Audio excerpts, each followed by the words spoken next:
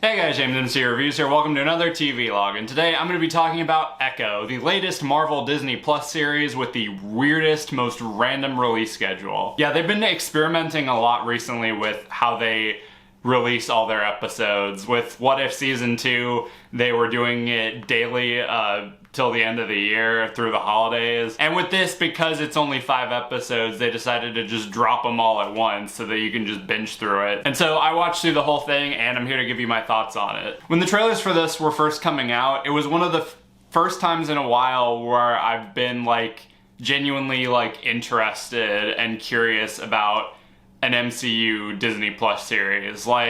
Since WandaVision and Loki and all those earlier ones, this is the first time in a while where I'm like, okay, this could be interesting. This could be good. I mean, it's Marvel's first mature rated series or anything, which I was confused by at first because I thought Moon Knight wasn't mature rated, and Werewolf by Night I guess sort of slipped by because it was in black and white. They could be a little bit more gruesome, but this is the first time where it is actually rated TVMA, and they have disclaimers at the start of every episode and everything.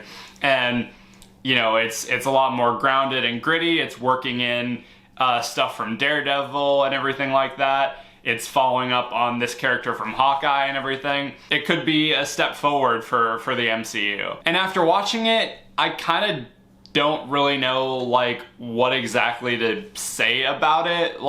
I'm not gonna say it's bad. I don't get me wrong, it is not a bad show, especially after seeing something like Secret Invasion. It does have some really good elements to it, but it was very tricky watching it and just kind of comprehending what it was actually about. I mean, obviously it's about, you know, Echo basically trying to stop Kingpin, and you know, he has this, you know, group working for him that is after her and her family and everything. That's the basics of it, but it kind of throws, it's kind of a similar situation with something like Hawkeye, bringing that show back up, where it kind of throws a lot at you and it asks you to take in a lot.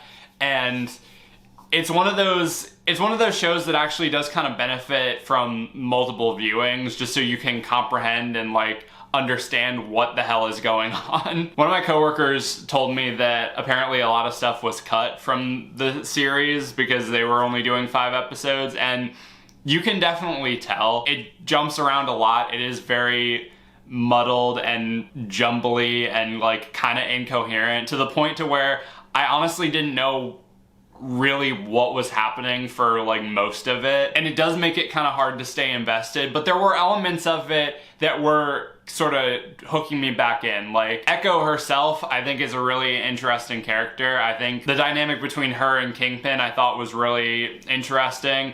Kingpin being in this at all is just great to see him back. When he popped up at the end of Hawkeye, I was kind of you kind of butchered him a little, because he comes out of nowhere as the big bad and then goes out like a bitch. But then with this, they definitely kind of bring it back to oh, this is the same Kingpin from the Daredevil series, where he will just beat the fucking life out of a guy for denying his young niece ice cream or some shit like that. He's still a very big, imposing, threatening presence whenever he shows up. He isn't in this for very long, and I'm assuming most of his stuff got cut, but when he is there, he does give a great performance, and he's still very intimidating. I also do like that, for the most part, they take advantage of the mature rating. The action in this is a lot more gritty and brutal and bloodier.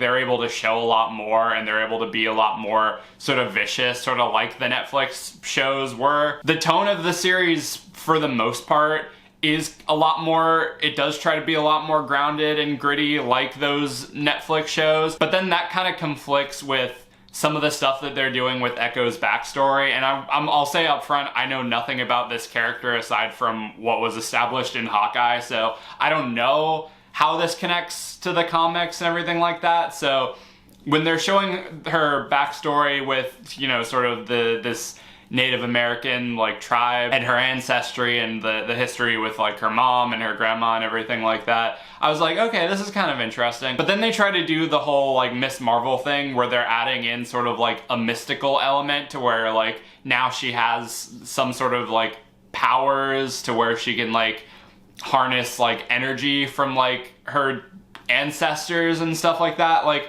that kind of like, I mean, I guess that's what happens when you try to like, you know, mix this like really grounded, gritty, realistic world that the Netflix shows were in with this universe filled with monsters and magic and aliens and multiverses and shit like that. So like, you're gonna get weird shit like this, but it's like, the show, I think the show and Echo as a character was a lot more interesting to me when it was just about, you know, a person who didn't have powers and everything like that. Obviously, like, you know, she can still be a skilled, like, martial artist, and they even show her, like, you know, in the first episode, in a fight against Daredevil, who, by the way, that suit looks so much better than the shit he had in She-Hulk. I mean, I know it's supposed to...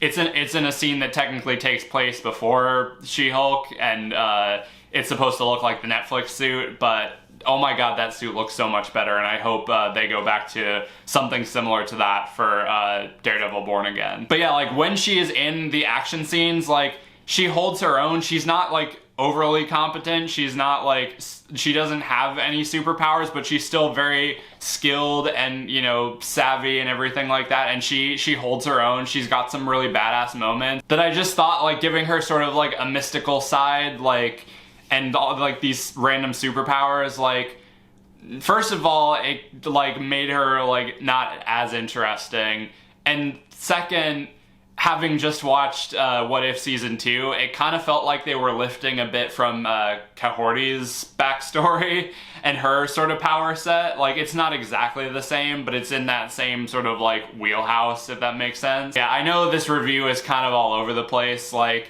it is a solid show. It is a really decent show, and I wouldn't mind seeing more of this character. I wouldn't mind seeing what they do with Kingpin in the Daredevil series. I mean, they have plans on bringing him back because of the post-credit scene, and they have him playing they're teasing that he's going to play a larger role, so I am at least glad that they have made the most out of, like, actually putting out mature content. But this, like I said, it had its moments, but I feel like there were just a few things that, like, didn't quite translate as well as they would have. I feel like if the show, like, this is one of the few that probably would have benefited from being a little longer, like a couple episodes longer, so it could really, like, flesh out the characters a little more and expand on the story and actually make some sort of coherence as to what was going on.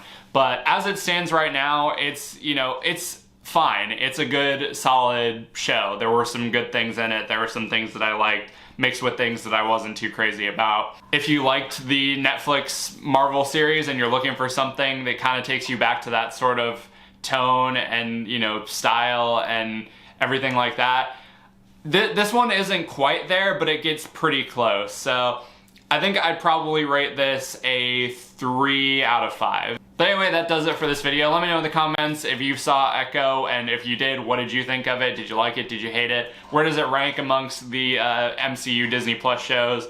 And what are you expecting to see out of not only Echo, but the rest of the sort of Daredevil Netflix-averse as it gets worked into the MCU? Let me know all that stuff down below. I've got more videos coming soon, but until then, be sure to like, subscribe, ring the notification bell so you can stay up to date on when I'm posting. Follow me on my social media, subscribe to my main channel. Everything you need to know will be in the description. Thank you guys for watching, and I'll see you later.